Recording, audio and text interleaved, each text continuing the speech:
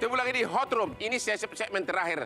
Andreas Nahot, pengacara dari Mario Dandi. Apa harapan Anda? Apakah Mario Dandi dibebaskan, diringankan atau apa? Singkat aja. Ya, saya nggak jarang Bang bikin pledoi itu menyatakan klien kami bersalah. Kalau memang fakta hukumnya menyatakan demikian. Ya. Artinya pada saat proses persidangan ini, keadilan pun sedang kami cari di sini. Yang paling penting adalah seadil-adilnya sesuai dengan fakta persidangan. Kira-kira yang adil menurut Anda berapa tahun? Kalau bicara tahun, kita nggak bisa lah. Tapi Anda yakin, Anda puas kalau toh dihukum nggak apa-apa gitu? Kalau ada penghukuman itu merupakan suatu konsekuensi. Kita sebagai pengacara bukan masalah membenarkan apa yang sedang dilakukan kan. Cuman kita jadi sepertinya Anda merasa bahwa memang bersalah, tapi mengenai untuk divonis berapa tahun, Anda biarkanlah hukum yang berlaku begitu? Hukum yang berlaku dan harus seadil-adilnya. Terima kasih. Itu. Si Hombing, pengacara dari Saint Lucas, apa harapan Anda vonis terhadap Saint Lucas? Karena kami berpikir kami tidak ada kaitan dalam sesuai pasal-pasal yang disangkakan, jadi kami berpikirnya bebas. Apa? Bebas? Harapannya bebas. Bebas.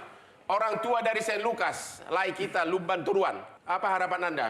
Ya tentu harapannya ya anak saya itu dibebaskan. Dibebaskan? Iya. Melissa, Anda mengharapkan hukuman apa yang pantas untuk Mario Dandi dan berapa ganti rugi restitusi? Ya, tentu terkait hukuman pidana penjara kami berharap hukuman terberat, Bang. Yaitu? 12 tahun. Terus restitusi? Kemudian terkait restitusi, semangatnya kami adalah agar tidak lagi ada praktek-praktek damai di bawah tangan, Bang. Sehingga jumlah ganti rugi yang Anda harapkan dari putusan pidana berapa? Kami serahkan kepada majelis. Harapan keluarga berapa? Angka sudah diserahkan 120 miliar melalui LPSK berapapun, karena kami percayakan semuanya kepada LPSK dan kepada majelis hakim. Hukumannya Anda belum tahu. Kira-kira Anda maunya maksimum 12 tahun ya? Iya. Apakah benar tuduhan orang bahwa penyidikan dari Mario Dandi dilambat-lambatin? Anda melihat nggak bahwa sengaja dilambat-lambatin? Ya mungkin bisa jadi, tetapi dalam prosesnya kami kan juga lihat beberapa kejanggalan dalam proses awal-awal ya.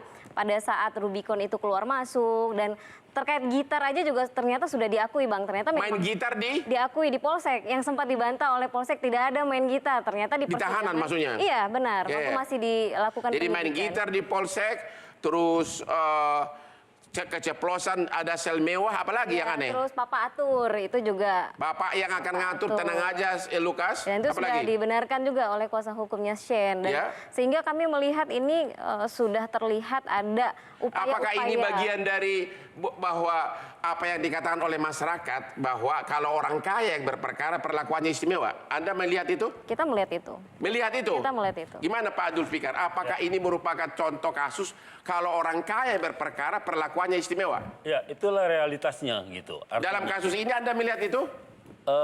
Ya tadi dicatatkan oleh Ibu ini kan ada gitu. Artinya itu realitas gitu.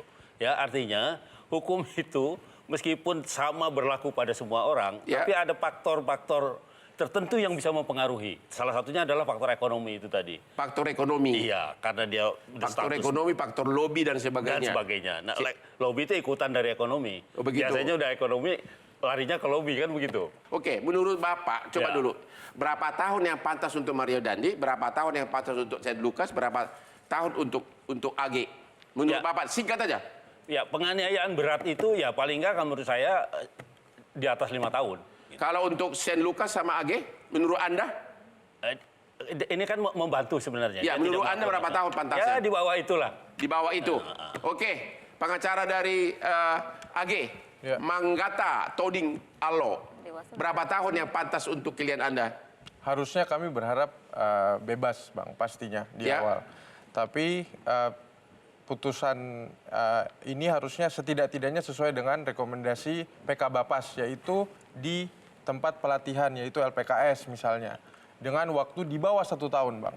Jadi kami melihat sampai putusan inkrah kemarin, ini masih belum adil buat AG, melihat peran dan ahli dan bukti-bukti yang ada, tapi kami tadi sebelum kesini kami habis ketemu ibunya yang kanker stadium 4, Bang, dan bapaknya yang stroke, menitipkan permohonan maaf kepada keluarga anak David, dan kami tetap prihatin ada luka-luka yang terjadi untuk anak David, tapi AG sedang bersiap untuk menghadapi vonis yang tidak adil ini. Yaitu kasasi. Kasasi sudah Bang kami. Sudah tapi vonis belum? Sudah vonis Bang. Jadi putusannya apa? Udah 3,5 lagi tetap. Dikuatkan? Ditolak. Jadi Bang. klien Anda sudah dihukum 3,5 tahun di pengadilan negeri, di pengadilan banding sama kasasi? Iya, bandingnya lucu Bang, hanya 1 hari. Kami masukkan sore, besok pagi udah putus Bang. Ajaib kan Bang?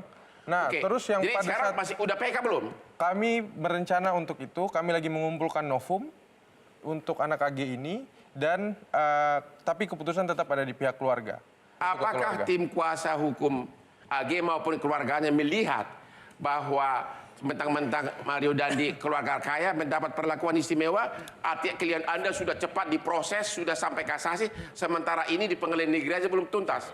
Anda melihat? Secara hukum kami merasa dirugikan pasti. Secara hukum, secara perlakuan aparat?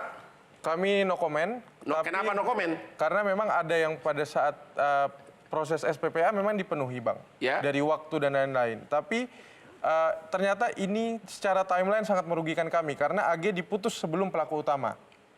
Makanya pertanyaan saya, apakah Anda melihat ada indikasi perlakuan istimewa kepada Mario Dandi mentang-mentang bapaknya kaya raya? Saya sampaikan iya sih tadi Bang. Iya. Iya, saya sampaikan iya tadi. Iya. Anda juga mengatakan iya? Pengacara daripada Saint Lucas?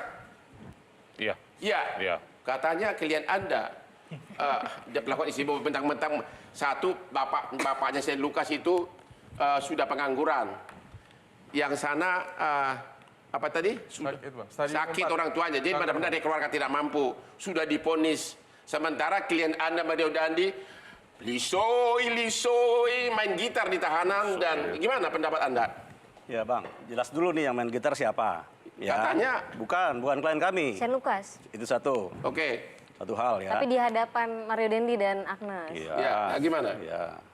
Ya, satu hal itu. Kami tidak melihat, kita juga harus melihat secara objektif ya. Kita melihat bahwa proses hukum ini sama sekali nggak ada kaitannya dengan bagaimana upaya untuk anak David ini sehat dulu baru Mario Dandi diputus. Begitu. Karena yang kami tangkap ya, polisi itu sedang melakukan memperlengkapi berkasnya, belajar dari kasus yang sudah berjalan dari AG. Dan sedangkan AG sendiri itu kan karena proses hukumnya adalah proses hukum terhadap anak, Bang. Jadi itu sebuah privilege justru. Karena kalau orang yang proses hukumnya lama, ya, kan semakin lama dia jadi tersangka kan? Semakin menderita dia. Bangun pagi udah jadi tersangka dia ingat. Ya, kira-kira kan seperti itu. Begitu. Jadi nggak ada privilege di situ. Oke, jadi Anda menyangkal bahwa Mario Dandi mentang-mentang anak orang kaya tidak diperlakukan istimewa di tahanan? Tidak ada. Tidak ya? Tidak. Oke, kita sudah berakhir diskusi kita malam ini. Dari segi aspek hukum tidak ada yang bisa saya simpulkan. Ya, karena vonisnya belum ingkrah. Yang pasti masyarakat menunggu apakah benar selama ini sinyalemen masyarakat katanya keadilan itu hanya berlaku untuk masyarakat yang ekonomi kuat, ya.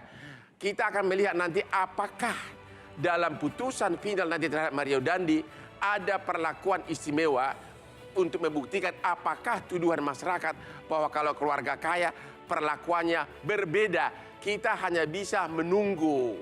Kita tidak dapat menyimpulkan sekarang ini. Demikianlah akhir dari diskusi kita malam ini. Jangan lupa menonton Hot Room Metro TV setiap hari Rabu jam 9.30 malam yang hot-hot. Yuk silakan pakai depan.